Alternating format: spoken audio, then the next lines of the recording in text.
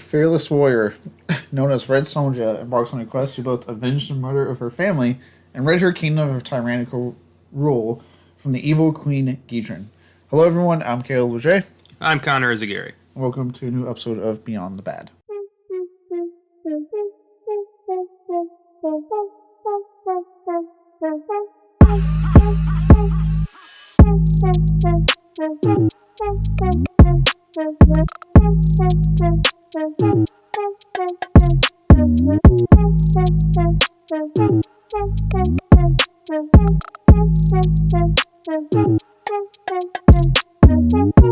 Today, we'll be talking about the 1985 fantasy epic Conan spinoff, but not Conan spinoff, Red Sonja. Made an attempt to expand on the hit Conan films, it would go down much differently. A box office bomb and reviled by critics, it would fade into obscurity and be a black sheep in an admittedly short-lived film franchise. Connor, for the scores. Well, Red Sonja is rocking a 21%. I'm not saying it right throughout this whole thing. A 21% critic score and a 28% audience score. Everyone hated this. This is, as I called him in my Letterboxd review, great value Conan, which is a shame because those two, even Conan the Destroyer isn't terrible, but how dare this movie try to be in the same class as Conan the Barbarian. Critics' consensus reads, dull, poorly directed, and badly miscast. Red Sonja is an uninspired conclusion to Schwarzenegger's Barbarian trilogy. So, yeah, pretty on the nose there. Yeah, and we'll get into development hell. There's a reason I keep saying spinoff, not a spinoff. There's a whole weird thing about that. Conan's expensive. Calidor's cheap. Yeah, so we'll get into that. But yeah, it's weird because Conan, when in the echelon of Schwarzenegger's film roles, that Barbarian is always placed up there as far as one of his greatest ones he's ever done. That's the one that put him on the map as a movie star, pretty much. I mean, we all think it was Terminator, but he got Terminator because of Conan the Barbarian. Yeah. So, when that's one of his most highly regarded roles. I know he's been trying to get that King Conan off the ground for years now. So it's like, it makes sense, especially in the 80s, with his star power, with two relatively successful. I know people don't like Destroyer as much, but it was still a pretty big hit. Yeah. Be like, hey, how can we expand this and get more out of it? It's based off of there's pre-existing material out there of this lore. So I was like, well, what can we do? I think we went with the option of let's do this character. She's a pretty big character in the comics and the books and whatnot. So why not? And it just did not take at all.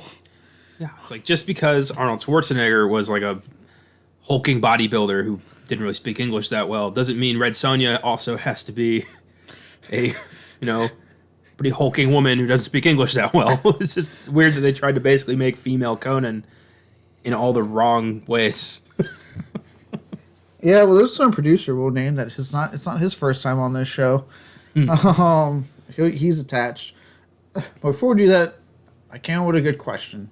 It's a general question, but a good one. Because this is a fantasy film, and we have seen very recently, on TV at least, between Lord of the Rings coming back, House of the Dragon, fantasy is hotter than ever, one could say. And people love it to this day, obviously with things like Lord of the Rings and whatnot. My question is, what do you think is audience's fascination and enjoyment of this particular genre of film? And really entertainment, books and games and stuff too. Well, it's, fantastical shit we'll never touch. No one's ever going to ride a dragon. No one's ever going to be king of a magical world. But, a lot like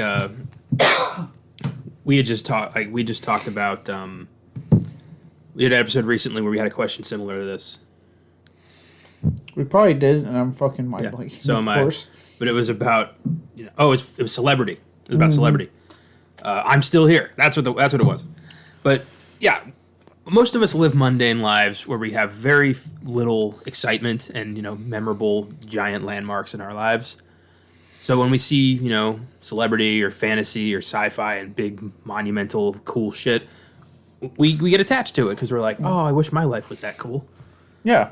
Well, I think it's especially fantasy presents to me the biggest elements of things you can disappear into, right? Dragons and monsters and being a brave, strong warrior that gets the beautiful, princess or the, in this case, female warrior. Well, look at Harry Potter. I mean, that book and movie starts out, he's an abused child who his family, adoptive family, doesn't care about. He's neglected. He has nothing going on in his life. And then out of nowhere, he's the chosen one, the boy who lived, the most important person in this other fantastical world where he has friends and it's powerful and is respected and is beloved. And it's like, yeah, we would all love to have that moment where like a giant wizard comes up to our door and is like, hey, man, I'm going to take you to a magical place where everyone loves you. Yeah. It's like, okay. Sure. Well, or like in Lord of the Rings, he's just a regular everyday hobbit that then is like, hey, you have to go on this big old mission to destroy this ring. And the fate of humanity and all other creatures who live in this realm, they depend on it. So good luck, bud. Yeah, it is, it's the hero's journey. We all love the hero's journey. We all want a hero's journey. We all want to think we're special. We all want to have that moment in our lives where it's like, oh shit, the fate of the world is on my shoulders. Only I can save everybody. And it's like, oh, I must be special. I must be important. When in reality, 98% of us aren't. Yeah. And what's great, it's not just in film. Like, you look at, like, the broad spectrum of just fantasy. Like, obviously, there's tons of books, which a lot of the films are based off of. Look at how many times Skyrim for Elder Scrolls has been re-released over the years. They announced an Elder Scrolls 6. They have not announced anything else besides it's happening. Dungeons and Dragons, RPGs, more popular than they've ever been because people get to escape for a little bit and be a wizard or a troll or a mage or some shit. People love, and I don't want to put them down. I got nothing wrong with that. It's just, interesting. Yeah, well, it's like they do that, especially in the case of Dungeons and Dragons, more than probably any other property in fantasy. Then there was the big factor of the satanic panic and people saying, like, you can't play that. People are like, well, no, it's just a game. Fuck you. I want to play my game. Yet again, the church trying to take something away from us. Like, I'm not even part of your church. So fuck off. Yeah, and like, look, really, if you're going to say not Final Fantasy, Dungeons and Dragons is like satanic. Wow, okay, you're on a mystical quest to rid the world of evil half the time in that game. Yeah, it's weird how the church and fantasy have never coexisted, despite the Bible being pure fucking fantasy. There's talking snakes and big monsters, and a guy comes back to life. I mean, come on, are we gonna split hairs here? Right. Well, it's funny you bring up Harry Potter. People are really about to experience that fantasy again. Well, those who are going to play the game, I know there's been a lot of fucking ridiculous controversy around it. But they're releasing that Hogwarts Legacy where they're literally saying, hey, look, this world you love, these films you love, play it. Have fun. Immerse yourself now virtually into this fantasy that you love so much and have a good time. And people are eating it up. Again, those who aren't, boycotting the game. Have the church been getting involved in that controversy? No, they have not. It's weird because it's Harry Potter and it's transgender related, so I'm surprised the church hasn't been like, oh, well, let me step into this one. They tried years ago when the books were first coming out. I remember, yeah. I think when they lost that, they went, okay, never mind. That's not usually how the church operates. Usually they wait for an opening and they're like, we're back. Remember us? Fuck you again. And we're back. You have time to talk about Jesus Christ? Because we do. Yeah. So did you ever have a chance to watch? I can't remember. Did you have a chance to watch the Lord of the Rings or like House of the Dragon when they came out? I watched House of the Dragon. I thought that was not bad. It took a while to get going for me, but once it got going, it was good. Yeah, I thought the pacing was all over the fucking map, and it was weird to kind of compress like 30 years into 8 episodes or 10 episodes. That was odd. I'm hoping that changes in season 2. Same. I gave Lord of the Rings, Rings of Power, like 2 episodes, and it wasn't grabbing me, so I just gave up. Oh, see, I didn't watch them both. I really liked Rings of Power as it went on. I think the first 2 episodes were kind of rough, and then after that, it started picking up a lot more. I'm actually really excited for what they do with season 2. But no, I'm with you with House. I really liked it. I really liked that first season. The weird pacing at times and getting used to one like main character just to have different actor because they fucking skipped ahead like 20 years. Player, and I was like, okay, now I got to get used to this actress playing the character, Yeah. But it was good. I'm very excited for what they do with season 2, especially because it looks like we're getting a promised war. Unless it's like winter, the war's just constantly coming. No, I feel like this war, people died. Like blood is in the water. This is not going to be a slow war. No. Are there any like outside films, any like books or like fantasy games or anything like that you quite enjoy yourself? Um, I'm a big fan of the Dark Tower books, which we've talked about on here. I love dark fantasy. I love R-rated fantasy where it's not just fucking Care Bears. It's legitimate stakes and death and violence and a realistic touch. There's a movie, 2007, Stardust, that is a really cool kind of standalone fantasy epic based on a book by, I believe, Neil Gaiman. And it's got like Charlie Cox, Michelle Pfeiffer, Robert De Niro, Mark Strong. I know what you're talking about. Robert De Niro plays like some weird kind of like space pirate or something like that. Yeah, Captain Shakespeare. It's crazy, but it's a fun story and a really neat movie. I recommend that one. I think they're turning it into a series. I think they're rebooting it. Probably. I know my mom, she loved that movie, so she had it and would watch it all the time. Big Lord of the Rings fan. Love the movies. Princess Bride is one of my favorite movies. I think that's a great fantasy. Fantasy's a fun genre because it's kind of limitless. You can do anything. You can even throw some like machinery and shit in there, like we saw with Red Sonja when he fights a robot like crocodile or whatever the fuck that was. As long as people accept it. Yeah, it's like whatever, If we can have wizards and gems that could destroy the universe, why can't we have a robot crocodile? Okay. Fuck it. The limit of this movie is your own imagination. So you better have a good one. Yeah.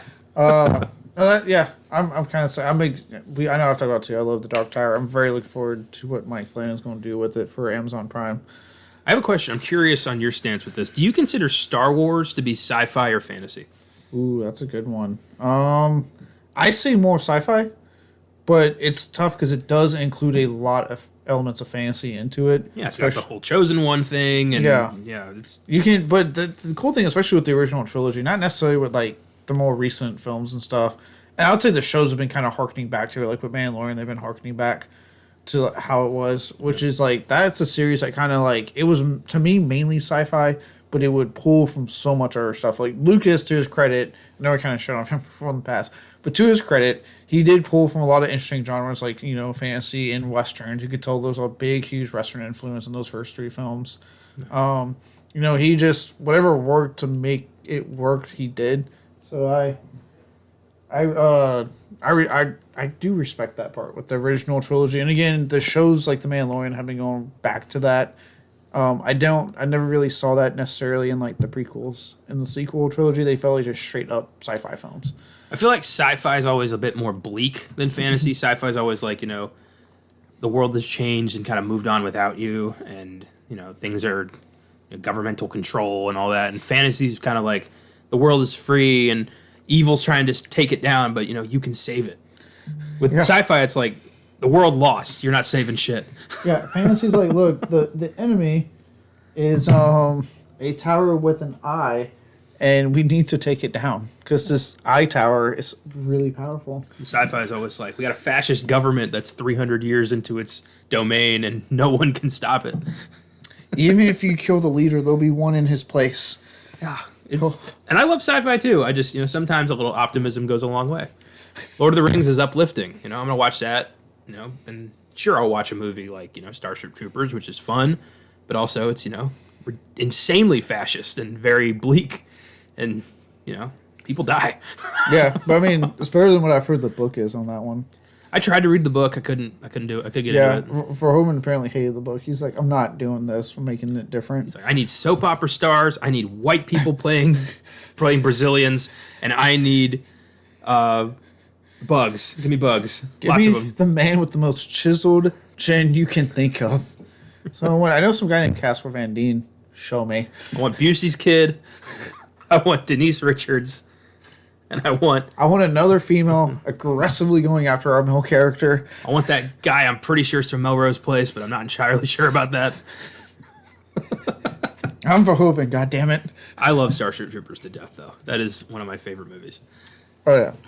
It's great. But, so that's why is there a debate on that with people with Star Wars? Oh, I'm asking as if, like, the internet doesn't have a debate about something.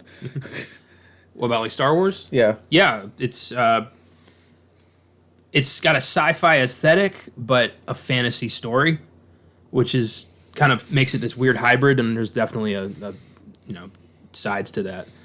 For me, it's like if it's got spaceships, it's sci-fi. I'm a pretty basic, this or that kind of guy. So no, but I'll accept an argument. Spaceships, I'm out. But it's also got like samurai influenced space magic with the Jedi. So the lightsabers are basically swords. Yeah, it's Lucas was pretty open that Kurosawa inspired the Code of the Jedi. Yeah. So there you go. Yeah. All right. Well, that was the question I came up with because admittedly I kind of had a hard time with this one. I was like, this film didn't present a lot of. Not really. And options. I haven't seen Conan the Barbarian since I was like 10. So regrettably, I can't bring a lot of that into the fold here. No, I've seen bits and pieces of it. It's not one I've seen all the way through yet. All right. So on that, unless we got more to add, we are good to move on to Development Hill. All right. So a film adaptation was announced in 1983 with, you won't believe this, animation king Ralph Bakshi directing. Wizards. Yes. I saw that. I was like, there's no way he was first attached to this. That would have kicked that. Ralph Bakshi's Red Sonja. That would be fun. That would be a cool one. That probably would have been really cool. Well, they fucked around though. Production was pushed back a year, and they would replace him with Richard Flesher, who had previously directed Conan the Destroyer. Yeah, to great success. Question mark? Box office success because it was the first sequel, but critical success? Probably not so much. Fleischer. Usually how it goes with sequels, like the first sequel was a hit because everyone's like, oh my god, we got another one. And then after that. Now, as you're looking up the box office, I'm assuming? I was looking up Fleischer. I want to see what other franchises did you fuck up. And apparently Amityville, he was one of those too. Oh boy. All right. Good for him. Good career. Now, speaking on that note, before I go into the casting on this thing, oh boy. All right, here we go. To explain why this is both a spinoff but not a spinoff. Arnold Schwarzenegger was originally intended to reprise his role as Conan. Originally.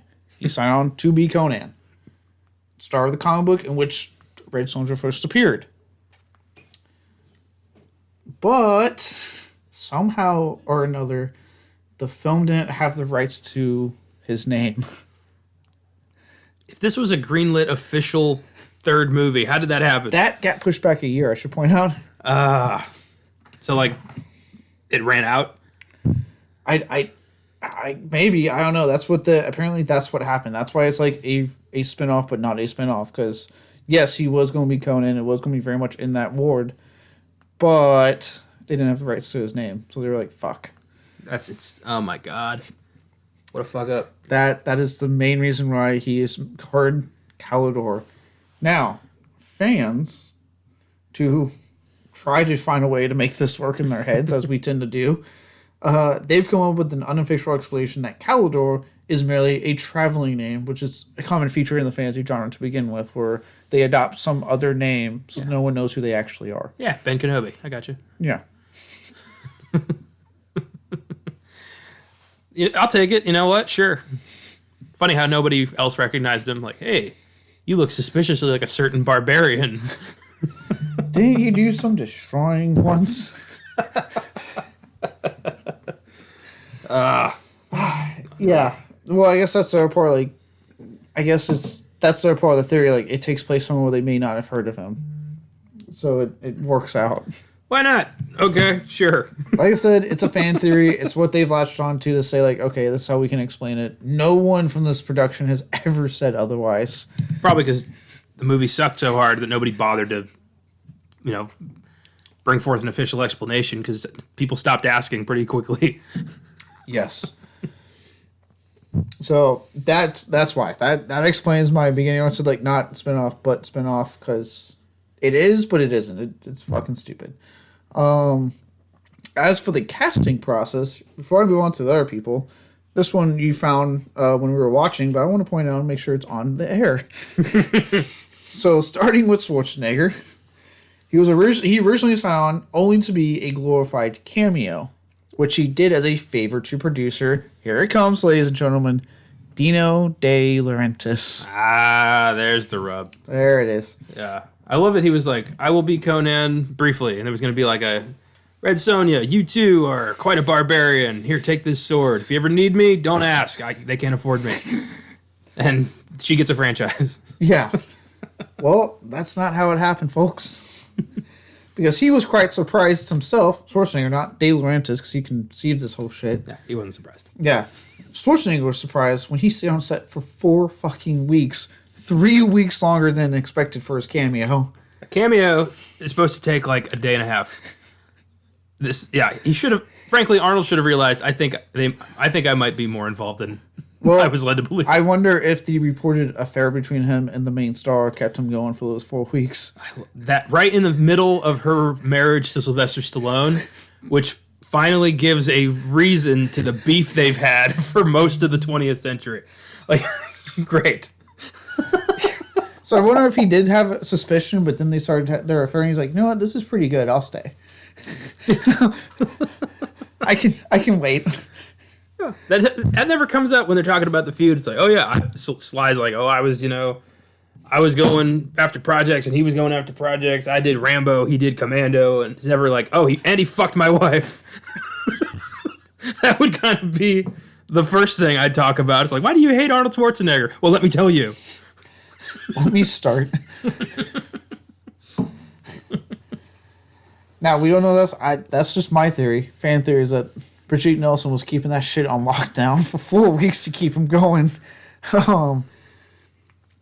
But he would discover this. He would discover the role. His role had been greatly expanded to co-star thanks to crafty angles and multiple cameras after watching a rough cut. That's when he finally went, wow, I'm in this a lot more than I signed on for. That's hilarious. He's watching the dailies and he's like, why am I in every shot? I thought this was about Bridget. Dino, the fuck? Bridget, my trailer, now. Dino, you lied to me. Why'd you lie to me, Dino? And that's when him and Bridget had the most aggressive sex out there. Yeah. He got hate fucked by Laurentiis, so he hate fucked Bridget back. That's how Hollywood works. I just love he was just saying all his lines. You've been terminated. You're gonna conquer a conqueror. Yeah. I just love, like, before they start, he says his big spiel from the Conan the Barbarian. Oh my god. Bridget, before we get started here, you know what you have to say. She's like, Conan, what is best in life? And then he does the thing. Completely in character. He puts on the headband. You got the sword on the hilt.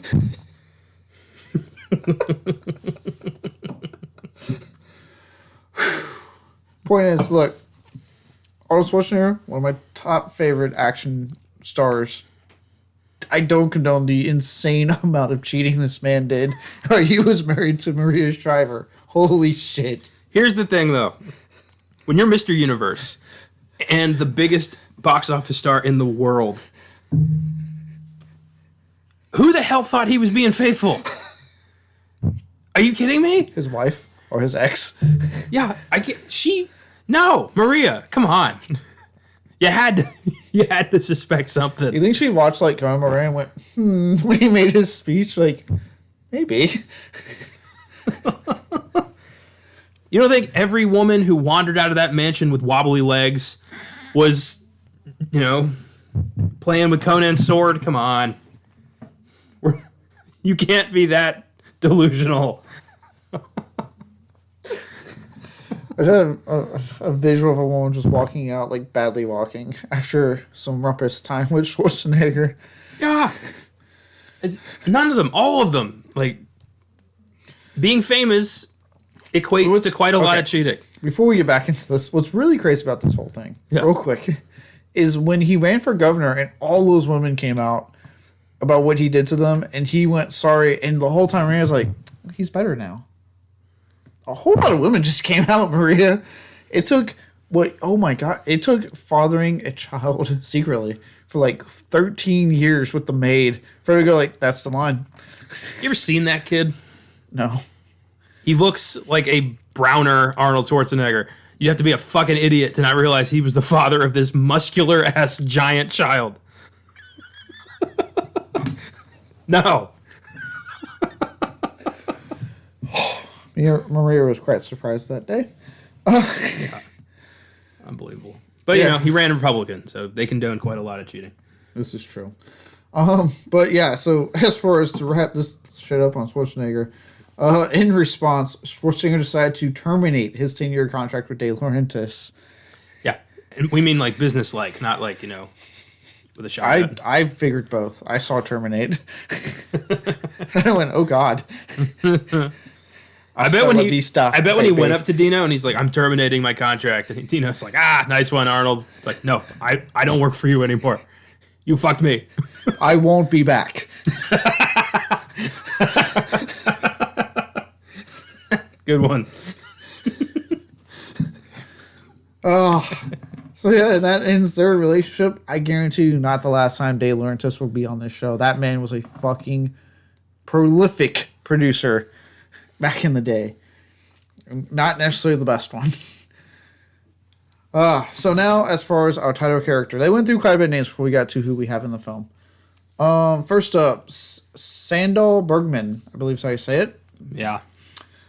She played the love interest in Conan the Barbarian, actually. She was offered the title role. She turned it down to play the villain instead, so she pops up as the villain, Queen Gidron. Okay.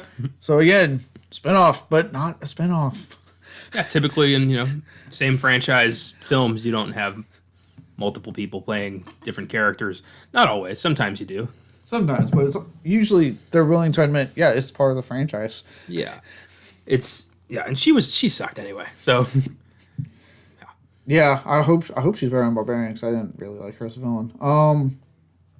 Next up, Lawrence Landon was considered next until De Laurentiis discovered she was in an earlier film called Hundra.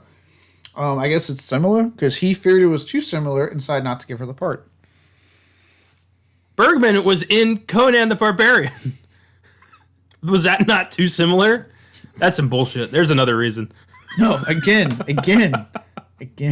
spinoff, but not spinoff. I can't say that part enough. Oh my god. So dumb. Yes. This one's weird. In 2015, on an episode of Real Housewives of Beverly Hills. Oh boy. Yes. Soap opera actress Aileen Davidson revealed she auditioned for the role and was the runner-up to Bridget Nelson. She didn't get it. I couldn't find a reason why. Well, at least we know she had a prolific and reasonable career afterwards. Yeah, she was a Real Housewife in Beverly Hills. Yeah. I think that show's still going, too. They're all still going. Reality TV never gets canceled. Jerry did. What did? Jerry Springer. Yeah, but now it's like Judge Jerry. Fuck yeah, it is. Yeah, he didn't get Hell canceled. yeah. He just moved. That's what I'm talking about, Jerry. Give us the trash you've given us for over 2-3 decades now. We got to do the Jerry Springer movie at one point.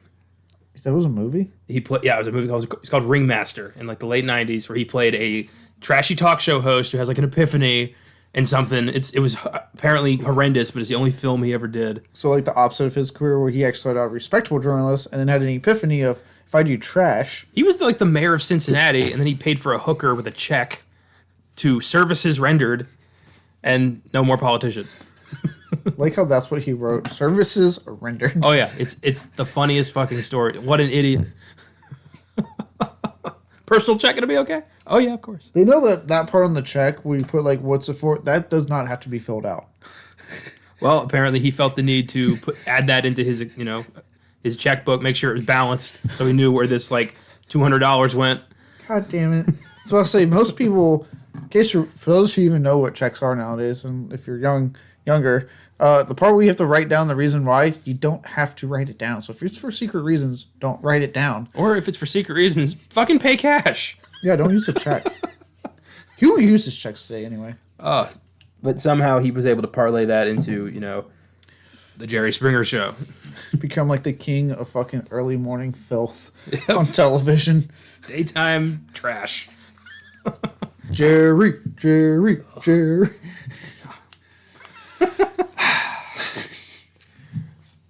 So, because of that, options were trying up, and it took De Laurentiis almost a year to find an actress, and I kid you not, Amazonian enough. Oh, wow.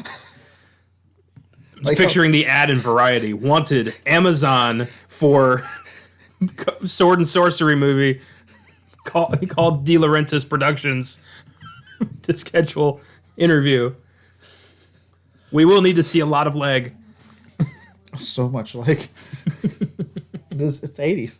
Oh my God. Yeah, that's literally what I said. He was looking for someone Amazonian enough and a fucking fancy pick. Like, that really matters to play the part. Until he finally discovered Nielsen on the cover of a fashion magazine 8 weeks before production was scheduled to commence. Damn. If he just hadn't found that magazine, we wouldn't have had this dog shit movie. Yeah, if you didn't jerk off to a magazine one day, yeah. Yeah, he discovered her in this fashion magazine in his bathroom. Yeah, I was about to say, tell me he was looking at that for the fashion. He saw this woman and went, I have 2 ideals. Let me take care of the first one right now. It's going to take me like 2 minutes. And then the other one. I love it. He picked up the magazine. He's like, I have my Amazon. And 20 minutes later, he called his people like, get me Bridget Nielsen. Who? Do you have a picture? I mean, look, I have a magazine. I don't think you want it anymore. Just go to a newsstand, pick up this magazine. It's this week's issue. You can't have mine. I'm not going to tell you why.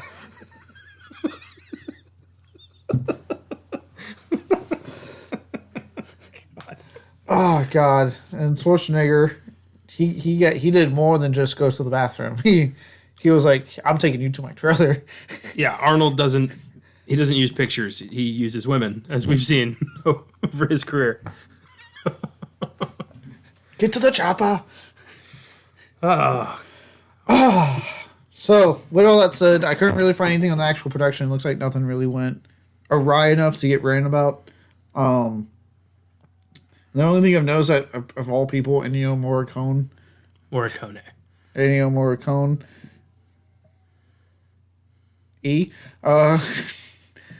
Morricone. Does the... There it is. I mostly did it for your reaction. He does the score for this, which I wasn't expecting, and I'll say it, not my favorite score from him. It's not, but it's like the only thing this movie has going for it. I think we both had a moment of like when his voice, or not his voice, when his name popped up in the credits, we're like, really? Yeah, film composers, they go where the work is. Not everyone's, doing classics. I'm sure John Williams has done some bullshit too. Oh yeah, I'm sure we'll see his name randomly on a movie. We're like, really, he did this? Well, so with that, the film, like I said, it would release being a box office bomb. I looked at the budget, and the box office not even. I don't even think it went past its budget. It was sad, and it was destroyed by critics. They did not like it whatsoever. Schwarzenegger himself would even comment, saying it was the worst film he ever made, and joked he would make his kids watch it 10 times in a row as punishment if they ever get out of line. I mean, I feel like there's more to worry about in your home, Schwarzenegger, than your kids getting out of line, but... Yeah, I feel like there's a lot of emotional neglect going on there, especially towards mommy. Maybe work on your marriage, buddy. Well, he can't anymore, can he? No, she pulled the cord. Speaking of cheating couples, a remake would get announced in 2008 with Robert Rodriguez directing and Rose McGowan starring. Ooh. For those who don't know, I'll give you a little story here. Rodriguez was married with like 5 kids to his wife, who, by the way, supported him in his, because I read his book, supported him fully in getting his dreams of being a director done and accomplished. And he cast Rose McGowan in the Grindhouse film, and they started an affair, and he got divorced. They're no longer together anyway, and now Rose McGowan apparently has gone quite heavy with, I think, like political stances and stuff. It doesn't really act a whole lot. Yeah, she was one of the most vocal when the Me Too movement started, but I don't think they wanted her involved because there were other problems. I don't know the full stories. I don't want to go into it, but I do remember people being like, "We don't want her to be the spokesperson of this." Yeah. Like, yes, she was like she had a right to say something, but I do remember there was like other shit revolved around. And like, guess I'm sure like the fact that she was like, "I'm just going to break this marriage, don't care." And Red Sonja 08 never happened. Yep. So that's the next thing. So there's the backstory on those two. For those wondering why I made that comment, because that's the little thing on Robert Rodriguez. Not shitting on them. I do like quite a bit of Rodriguez films. I'm just saying, kind of a shitty thing to do. When to walk out on your wife who supported your dreams and is the mother of your children and be like, I'm gonna fuck that redhead. Yeah, that's bad. It's pretty shitty. I know you're right. Like this was at the time, because I remember at the time, Rose McGowan was hot, but come on, dude, self control. Rob. So as far as why that never happened, that was because after the failure of the 2011 Conan the Barbarian reboot, for those who don't know, that was when Jason Momoa decided on it. I remember that briefly. And I feel like if you made it now, probably more successful because more people know who Jason Momoa is. 100% would work today, yeah. Because let's be honest, like I'll say it, like I saw it, I did not hate it, and Momoa would have been a great Conan. Like the guy's big, he has the range for. I'm not saying that against him. Like I'm saying he could pull it off. I think. Conan's a Marvel comic. I say bring him into the MCU. Wouldn't that be the ultimate fuck you to DC? With all the shit going on with them. They snatch Momoa, offer him like double what he was getting for Aquaman, and make him the official Conan for Marvel. Yeah, that would be fantastic. I never when I saw the first Aquaman in theaters, aka the one that's the only one out currently because the second one keeps getting delayed. I remember the part when like he turned and he goes, "Permission to come aboard." And, like, you could hear collectively every single female in that theater like, oh, my God. Yeah. The room got a lot damper. Yeah. Triggered. God. But, yeah, I do think it's interesting that, Marvel did a run of Conan comics. Yeah. And he's not really considered one of their characters, but he is. Yeah, well, I think it's an actual Marvel comic, one of their imprints that they own. It's Marvel, straight. I have a bunch of them. Okay, because I know like there's DC, but then they own like a shit ton of imprints. Yeah, Vertigo and all that. Yeah, that they can release their shit with. They just have their name recognition to help back them up. Yeah. Okay. Yeah, it is weird how they do that. And like I said, like because when the 2011 one came out, that was Game of Thrones first season out. Was it not out yet? I don't think it had happened yet. So he didn't even have the Game of Thrones recognition as Khal Drogo to help back him up. It was literally like, hey, we got this unknown fucking Samoan guy that's not The Rock. Yeah, Momoa. I like Momoa more. Oh, Momoa's way better. He doesn't do all the bullshit The Rock's been doing. When he fails, he just takes the L and moves on. He's not like, no, I actually succeeded. It's the numbers. The numbers lied. Trust me, it's great. Go see it. Go see it. It's not in the theaters anymore, Rock. Go see it. Yeah, he wasn't trying to convince people to go watch Conan. He just went, oh, okay, I'll just audition for the star role, end up getting Game of Thrones, and Aquaman, and look at him now. Yeah. So, the bad guy in Fast X. He replaced The Rock. I love that Vin Diesel won't admit that he is just grabbing people that are just The Rock adjacent in his life. Yeah, if he can't get wrestlers, he's going to get a Samoan. Yeah, he's like, look, okay, so I got John Cena. Okay, and then John Cena, after one movie, went, I'm done with this bullshit because I'm John fucking Cena. And he went, fuck, is there a Samoan? Momoa. You combine John Cena and Jason Momoa, you get Dwayne Johnson. That's not an accident. I laugh if he somehow pulls off Dave Bautista in like the very last film, the one after this one. No, if so, he'd have to say like, I'm gonna film you for a cameo, but we're gonna keep you around for a while. And then during the dailies, Bautista realizes he's the bad guy. And Bautista's the only one pulling a good performance in that movie. As we saw in Knock at the Cabin, that guy can fucking act. Yes, he can. He's so above this now, there's no way in hell. Yeah. I was fucking, look, real quick, I know we had a whole week of shitting on Shyamalan for in my development hell here. Whole week shitting on Shyamalan, but if you want to check something out, check out Knock at the Cabin. It is actually pretty good. For once, not so to dialogue, good performances. Again, Dave Bautista blows it out of the water. And everyone else good. Ruby Grant's really good. The little girl playing the daughter, she was very, very, very good, especially compared to the kids and old.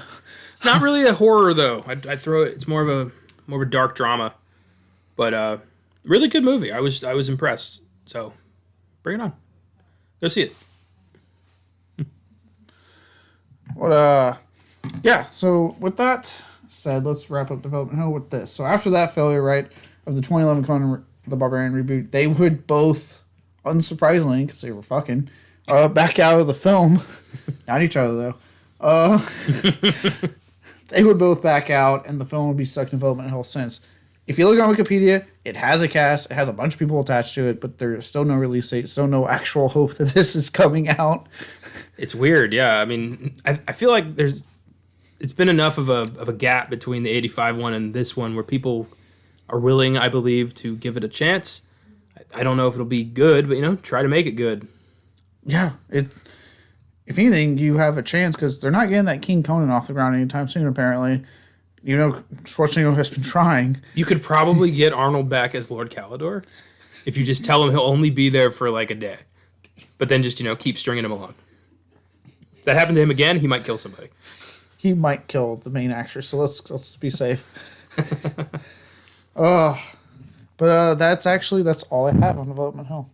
Have anything to add? I'm sorry, Sly. You were the offended party. Yo, Adrian! We did it! They took Rocky from you, and Arnold took Bridget from you. I heard he's doing like some reality show with his current wife and kids. Yeah, I heard. And I'm like, why? Stallone, don't you have like a successful show right now on Paramount Plus at Tulsa King? Tulsa King, yeah. It got renewed for a second season. Yeah, aren't you working on Expendables 4? Like, you don't need this. I don't give a shit about your weird family. I want, you playing. Yeah, I don't care. I give a shit about your actually somewhat significantly younger wife than you. Not like crazy. I think she's like in her 40s or 50s, like that. Nothing crazy, but it's just I thought that shit died with the Osbournes. Like, I don't need that again. No. Apparently it didn't die. We want to watch famous people revert to reality TV. No, we don't. Well, damn it. Arnold's gonna release a better one. God damn it. All right. On that note, we can move on to our awards. So first up, Zack Snyder, the worst scene. What'd you come up with? There were options. This whole movie is one big ass terrible scene. Ultimately, I went with the bizarre sexually charged fight between Sonya and Calidor, where she's like, "I only fuck men who can fight me in combat," and he's like, "Is that so?" No, that can best her in combat. That can best her in combat, and he's like, "Well, I would like to throw my hat in the ring." And so they have a very shitty sword fight because nobody taught any choreography on this set. And they just keep pounding away at each other until they're both tired. It's a very obvious metaphor. Very obvious. At one point, the kid, and they make the metaphor weird when like the kid jumps in. Yeah, he's like, ah! And then Schwarzenegger looks at him like, dude, don't be a cockblock. That kid is just a walking cockblock. This whole movie.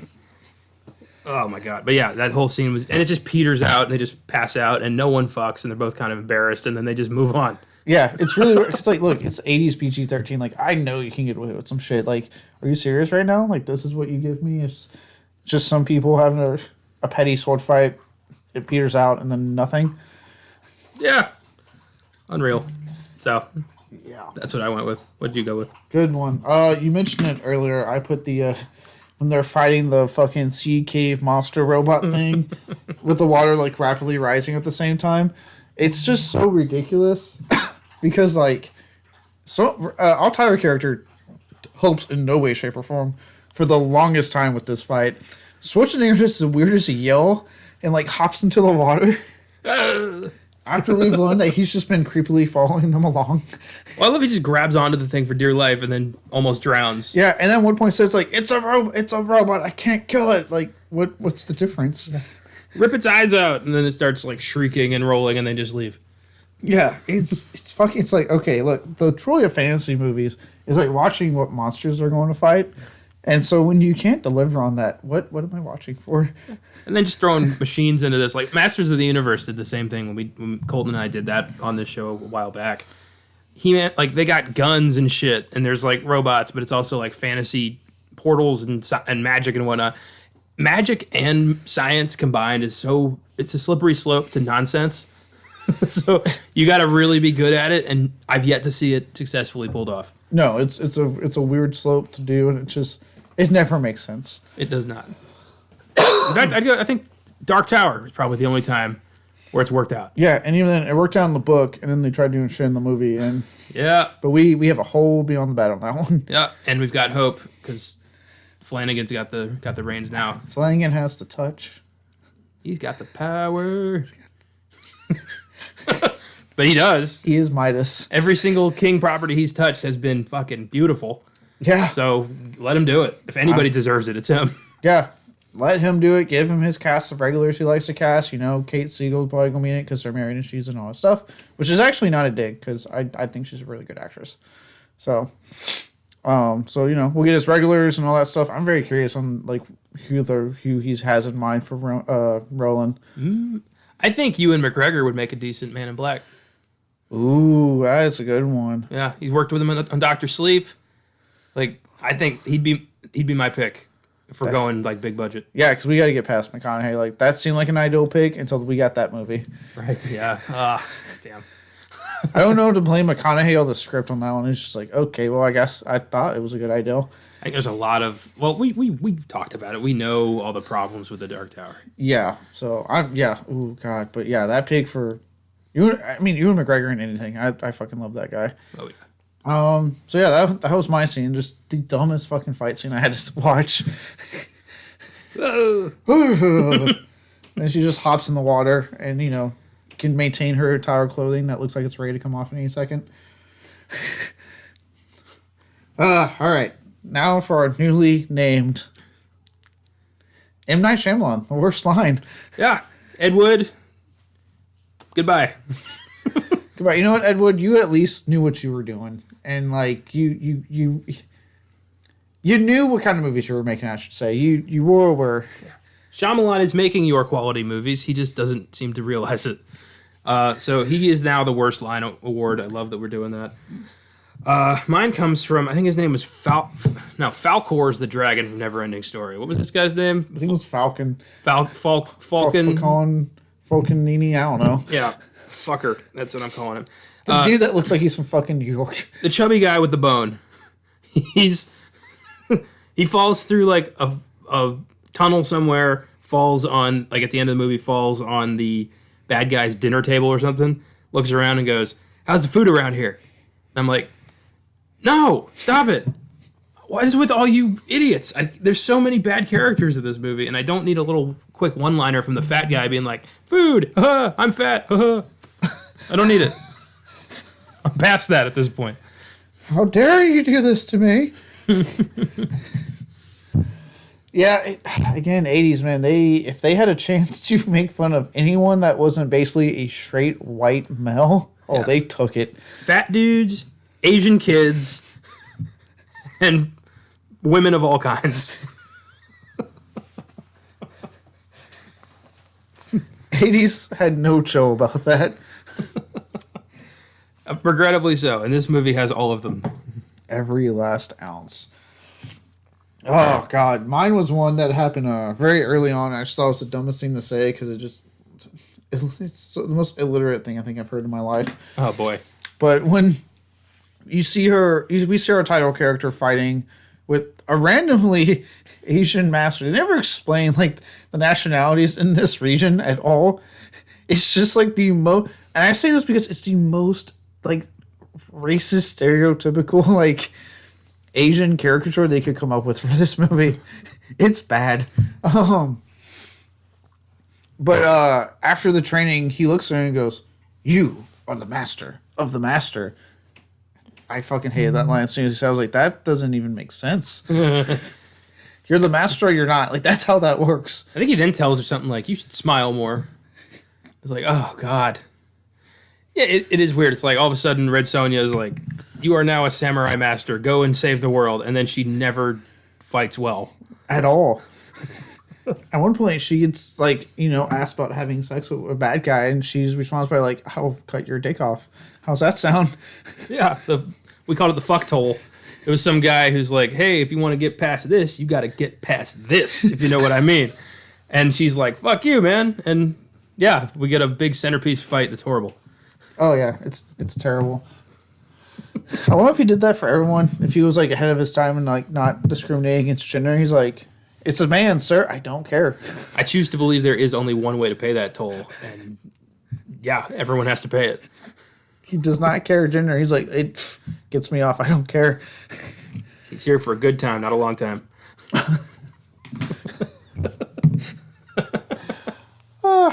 But yeah, that's my line. I just really hated that line. I was like, no, just say you're the master. Or something like... Yeah, you have completed your training. They convoluted it for no reason. Yeah, you are the master of the second born of the chosen few. Okay. Glad we got that covered. And you are...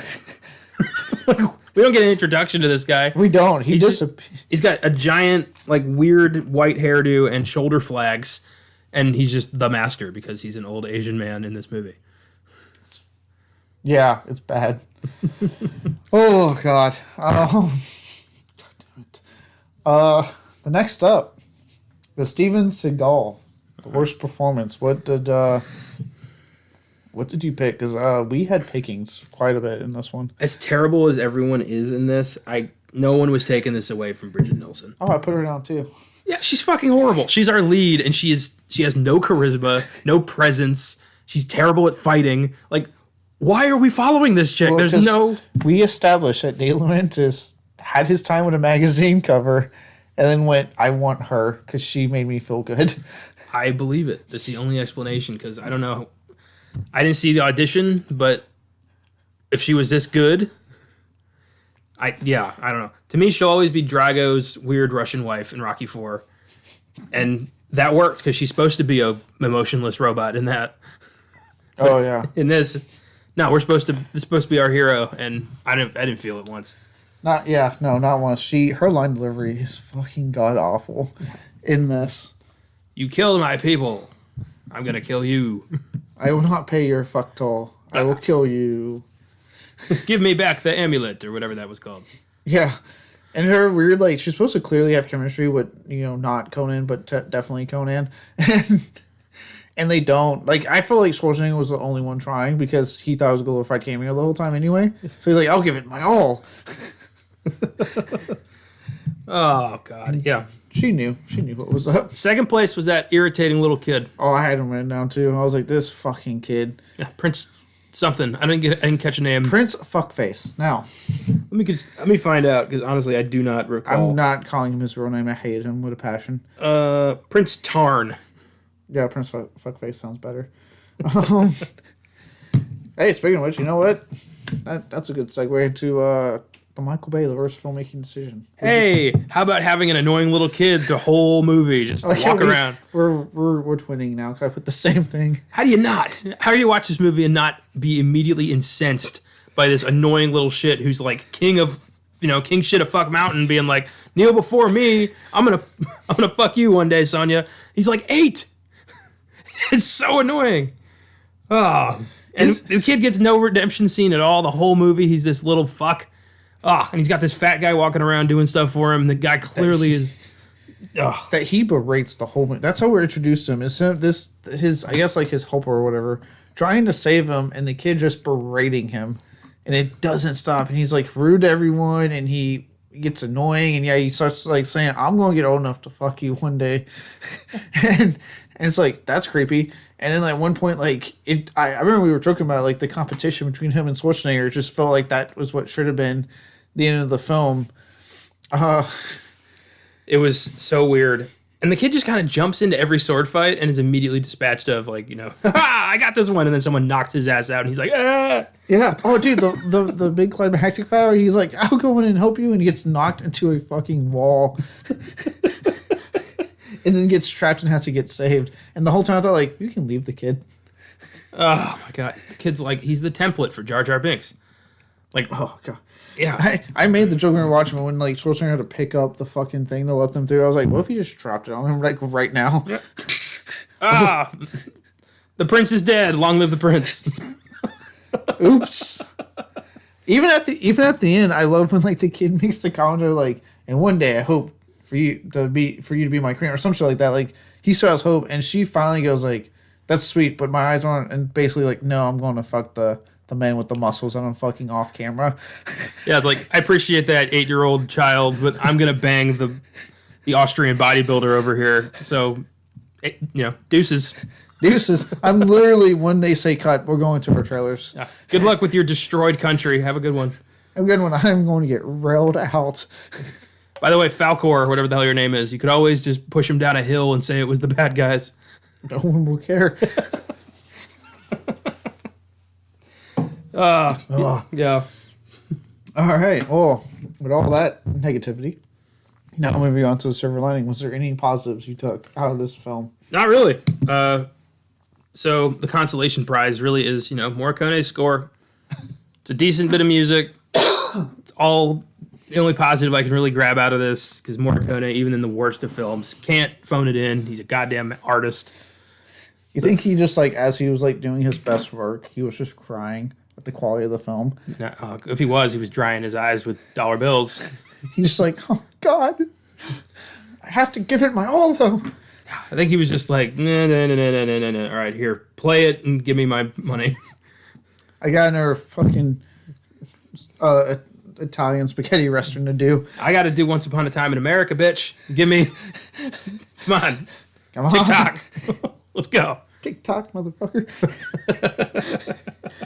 All right, that's a good one. Better than mine, because mine's, I just went with my base instinct of as a straight man and said that Bridget Nielsen does look really good in the outfit. Oh my God, that's your silver lining. All I had. Bridget Nielsen's hot. Yes. Oh my God.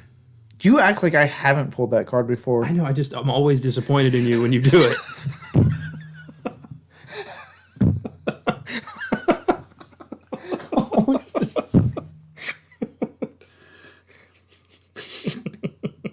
I couldn't come up with a reason, right? So I was like, fuck it. She does look really good in this outfit. Yes, she does. At least I'm willing to say, look, if I can't come up with anything, I'm just going to go to my base human nature here as a straight man and just go, well, she was hot. Well, good. All right. I went with art. You went with she's hot. Fair enough. I would love if we were at an art gallery or something. You give a really in-depth critique on a painting, and I'm just like, yeah, it's cool, and just walk away. I feel like I'd be over here looking at a Monet or something, being like, wow, look at the use of color. This is quite sad. And you're over here looking at something called Jugs No. 4, and you're just like, look at those. Goddamn, that's art. Hell yeah. And then you walk out with your jacket tied around your waist. Not that there's anything wrong with that. It's just interesting to me. You have really nice alcohol. I have a fucking beer. I'm also trying to hit on all the women that work there. Oh God. Well, this movie clearly didn't have a lot to offer, if that's what we're pulling. Yeah, because sometimes I try to pull something well, at least it did this, or but I just could not figure it out. I was so bored throughout this movie. No. This felt like somebody who got He-Man's Eternia castle toy in the 80s was trying to make up their own story, but they didn't really know story structure that well, so they're just and then Calidor shows up again, and look, a robot shark thing, ooh! It's just, that's what it felt like. Yeah, it did. Well, yep, that's what I went. That's what I went with. I went for the most basis of human nature.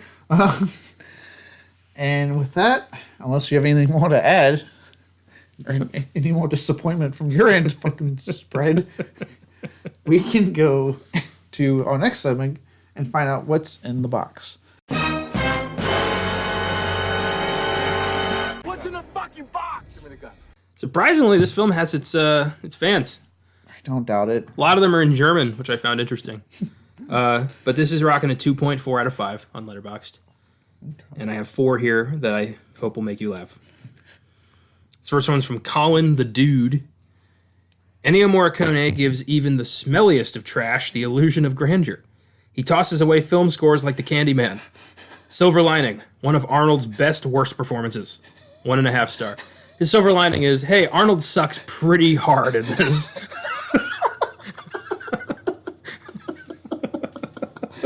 I can respect it. Honored is terrible. Silver lining. This next one's from Christian DiMartino. Bridget is just awful, and this movie is just 90 minutes of bullshit. But I did find it unintentionally hilarious. 1.5 star. I love the expression 90 minutes of bullshit. Yeah. It's perfect. It feels like it. This next one's from Silvermania. We have Conan the Barbarian at home. 1.5 star. Yeah, Mom, can we get Conan? We got Conan at home. And this is what it is. Can we please watch one that has Conan? I love that. It does. It's just named something different, sweetie. And this last one is beautiful. This is the only really positive review here. It's from Mac. Americans wouldn't know genuine enchantment if it fucked them in the ass. 4.5 stars.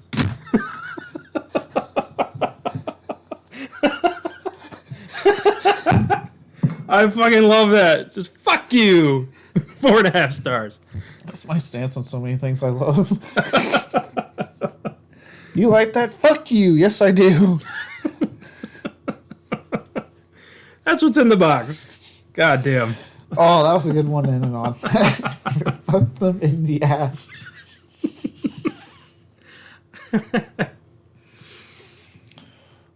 That was a good. That was funny. Wow. What a way to end that one. Right. And the thing is, he's not wrong though. All right. Before I reveal what next week's episode is, be sure to follow us on social media. You can follow us on Facebook, Twitter, and Instagram at FilmGazm Productions. If you want to show us a recommendation, feel free to email us at filmgazm@gmail.com. If you'd like to donate and support us in that week, find us on Anchor. Finally, feel free to get on our site, filmgazm.com, for reviews, shows, articles, and all of our episodes. Also, follow all of us variously on the Letterboxd. See what we're putting on there. Next week, it's the first time for all of us. We'll be taking a look at the 1971 obscure slasher film involving a real-life serial killer. He's not in the movie, but it involves him. The Zodiac Killer. This should be interesting. I did a brief thing looking at it. I try not to get too heavy in my research before, I watch it. But, looking briefly at it, I'm like, did they really just base this off the fucking Zodiac Killer and make a slasher film out of this? Yeah. During the killing, by the way. Yeah, so this should be very interesting. I'm starting to see why it has its status in film history now. I just recently watched David Fincher's 2007 masterpiece, Zodiac, which tells the story pretty good, so I will be comparing, just because I watched that a week ago. Yeah, I've never heard of this, but apparently it came and went, and everyone was kind of like, too soon? Jesus Christ. And it kind of fell off, but it's on Tubi if you want to watch it. Good old Tubi. Yeah, so should be interesting to tackle that one. On Filmgasm, we're going to change it up. Josh and myself will be hosting to take a look at a miracle in finishing a film decades later, New York and Ninja. Yeah, I happened to be here, so I watched it. It's a weird-ass movie, but has more of a Beyond the Bad feel than a Filmgasm feel, but the story is pretty awesome, and they're going to talk about lost films and reclaiming them and whatnot. It's going to be a good one. Yeah, should be a lot of fun. I was doing the script for this when you were watching it, so I still got to watch it without doing something else. You watched it without dialogue, which is kind of how a lot of people watched it initially. Quite a bit. Because I was listening to some podcast while I was doing my thing. Yeah, hopefully I like it enough, and I'll end up, if I do, I'll just end up getting that comic that's on Vinegar Syndrome. That's a sequel to it. So, and it's only $12.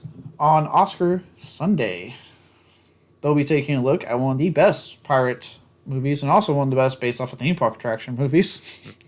Pirates of the Caribbean, The Curse of the Black Pearl. I believe we have a special guest for that one. Am I right? We do indeed. Fake True Stories co-host Isabel Gonzalez is going to be joining us for her first ever Oscar Sunday. So it's going to be me, her, and Austin tackling Pirates, one of our collectively, of all three of us, favorite movies. It's going to be a blast. Yeah, should be a lot of fun. I definitely look forward to listening to that one, as I am quite a big fan of that initial trilogy. 4 and 5 can kind of go fuck themselves, but that initial trilogy is great. Yeah, true. Until then, if you're making a spin-off to a hugely successful fantasy film, maybe make sure you have the rights to the character first. Until then, see y'all next week on Beyond the Bad.